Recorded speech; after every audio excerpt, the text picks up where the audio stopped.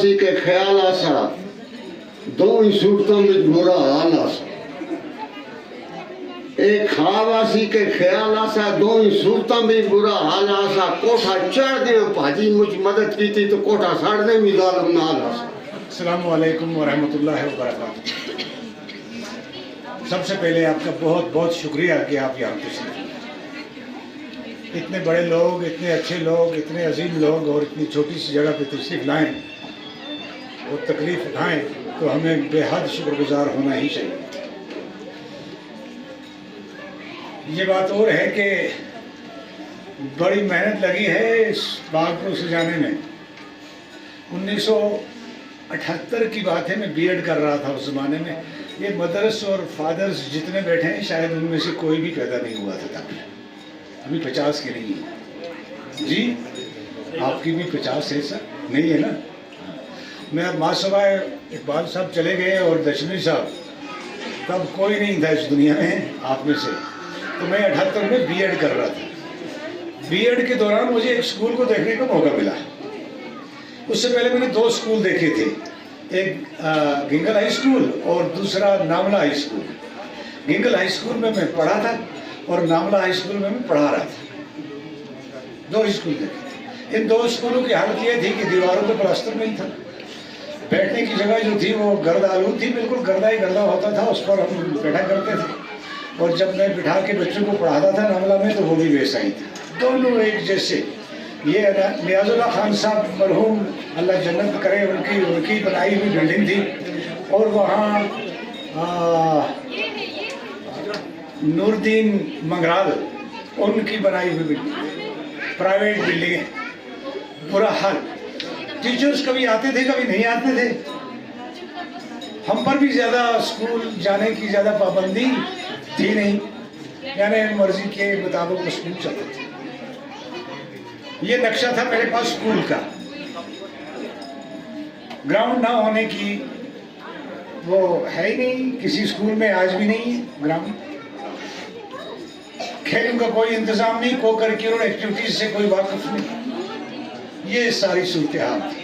तो मेरा नंबर आ गया बीएड करने का, तो चले गए बीएड करने।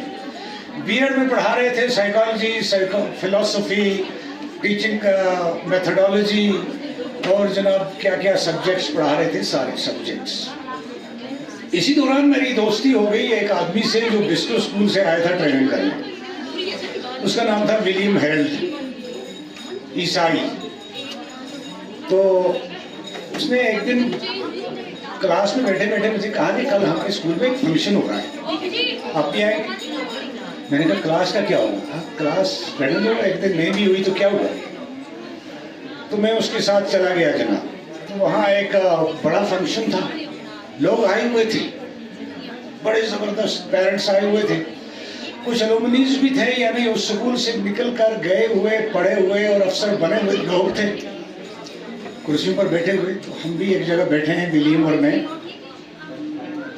विलियम ने कहा मुझे कि इसी स्कूल से निकल के जाते हैं लोग जो सेक्रेटरीट में बड़े बड़े सेक्रेटरी बनते हैं,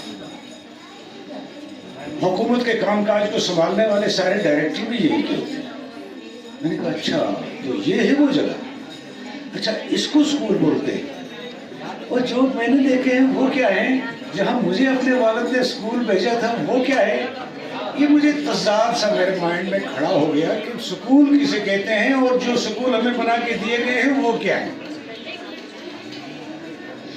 अब बीएड करके आया तो मेरे पास इतने वसाइल तो थे नहीं कि मैं एक बिस्कुट यहाँ खड़ा कर दूँ, नहीं थे ना।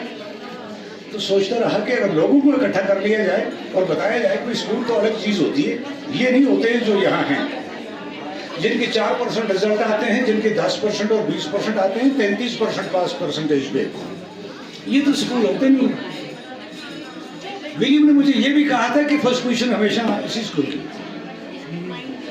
मुझे पता नहीं कि आज विलियम जिंदा है या नहीं रहा है, बड़ा ज़माना हो गया उस वक्त से आज तक।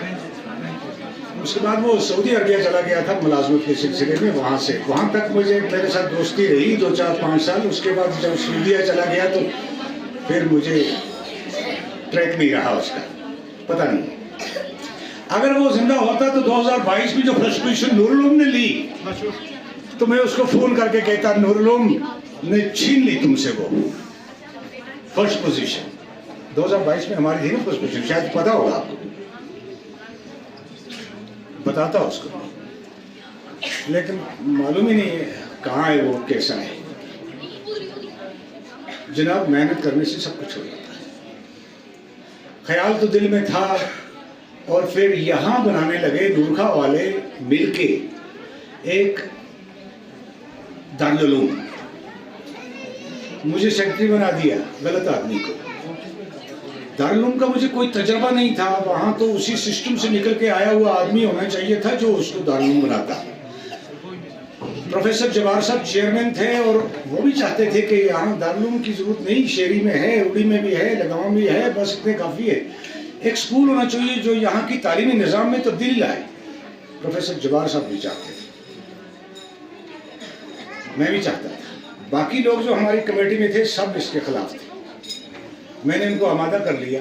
1988 में पहली क्लास LKG स्टार्ट करने की उन्होंने इजाज़त दी और हमने LKG की क्लास शुरू कर दी।